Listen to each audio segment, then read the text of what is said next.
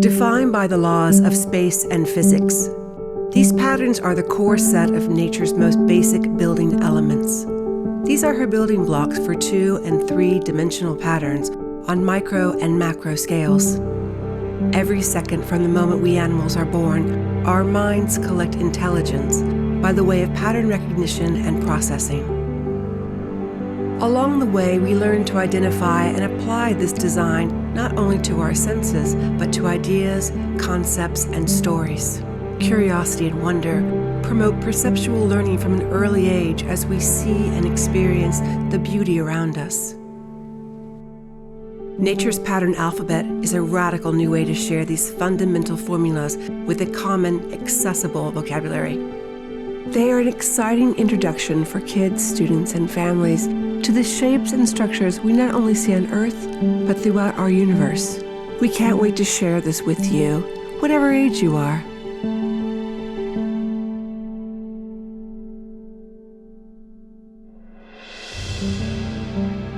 The pattern alphabet is a system of naturally occurring growth patterns that have been grouped together by artist, sculptor, and mom, Alex Wolff, the founder of Nature.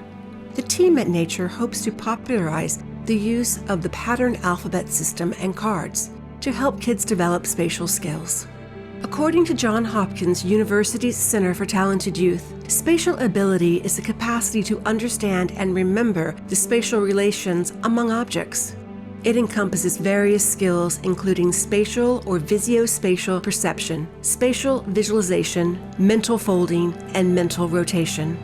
We use these skills constantly in everyday life to navigate our world and approach problems.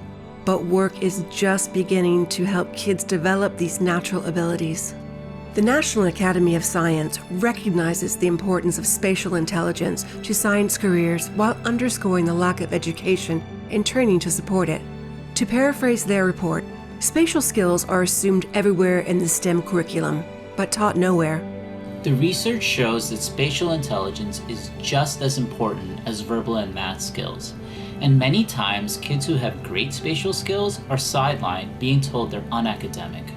If we can create new language to talk about patterns and spatial awareness, the hope is we can reach these overlooked kids at an early age and use their inborn capabilities to transition them better into traditional school learning.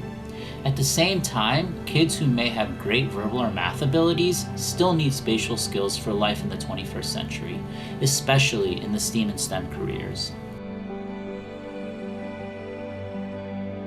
With funding from the Radius Foundation, our team was able to create a curriculum based on the pattern alphabet. We aligned the lessons with the UN Sustainable Development Goals for preschool and piloted them in Tanzania, a low-income setting where UNICEF has a history of testing. Hello, my name is Musa Chale. We are here in Morogoro region, which is in eastern part of Tanzania. Morogoro is where the Wolff project was conducted, and the students from different schools, government and private, had a chance to learn about the pattern activity cards. So now we are here in Galilaya Nursery School to see how the teachers used to teach pattern cards. Welcome and see.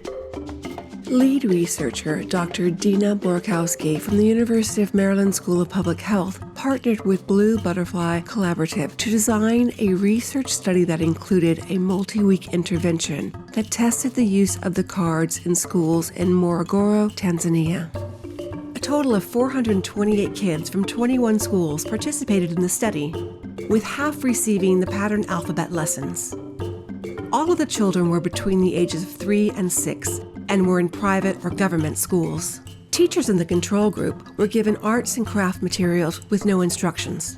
But teachers in the intervention schools received instructions and support along with the art supplies to teach children 9 shapes over a 7-week intervention period. Some of them were traditional geometric shapes: circle, triangle, square, bilateral symmetry, while others were more sophisticated: spiral, explosion, branching, radial symmetry, asymmetry. The curriculum stresses working with kids via different modalities. Identify. Find patterns in the things that you see and remember seeing. Draw. Encourage hand-eye coordination by drawing the shapes. Make. Using hard and soft materials, create 3D models of the patterns. Move. Teachers demonstrate individual body movement and group formations to reinforce the learning. The lessons encourage children to use their senses to connect shape learning to the world around them. It looks like the kids had a lot of fun engaging in hands-on learning. Here are some of the findings from the final report. At baseline, children in all the schools demonstrated low levels of achievement in literacy, numeracy, and spatial skills we tested. Post-intervention, children in classrooms with a boost of extra teacher training performed significantly better than those in the regular intervention and control schools on several of the core spatial skills we examined, including shape identification, shape naming, and matching shapes to line drawings. The study offers evidence that an educational intervention featuring shapes and patterns can be delivered in a low-income country where vulnerable children live in a challenging environment.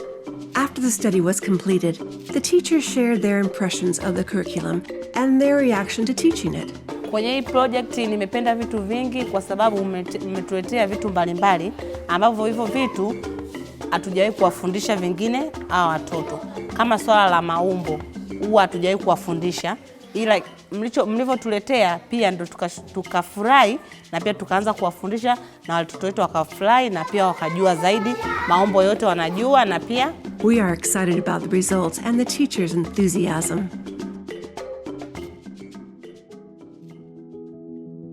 Moving forward, the marching orders are clear.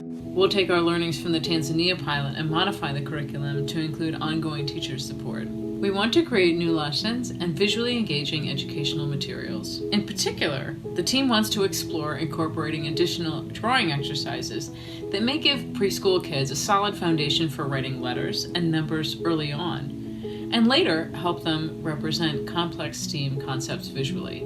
We're working with academics and educators to create awareness of the crucial foundation spatial skills play in child development. The team sees a special opportunity beyond the classroom. We want to test how the system can be applied outside of schools with families and in refugee populations who've lost access to school, to continue the crucial development of cognitive skills in children from birth to 5. The team wants to explore connections between the pattern alphabet and related areas of the brain responsible for cognitive and spatial processing, along with motor, visual, and auditory functioning. We envision using fMRI and other advanced imaging techniques to see which areas of the developing brain the pattern alphabet utilizes. We like to investigate the link between spatial skills and issues such as self-esteem, dyslexia, anxiety, and ADHD. We look to affirm the power of playful curriculum and whole child development, which will confer improved school readiness and future school outcomes. Ultimately, we'd like to relate the deep connection of early spatial interventions to future high STEM and STEAM success. Working with Dr. David Utah, who heads up the Spatial Intelligence and Learning Center based in Northwestern University, parallel efforts are underway to study the modified curriculum in the U.S., including low-income areas. Dr. Herb Ginsberg, Emeritus of Teachers College, Columbia University, has come on board in an advisory role in the project, bringing his expertise in teaching math to young children. Throughout history, we have learned from the natural world around us. The pattern alphabet meets kids where they are, regardless of resources or language, with a universal human learning system. We are excited about our next chapter. Won't you join us?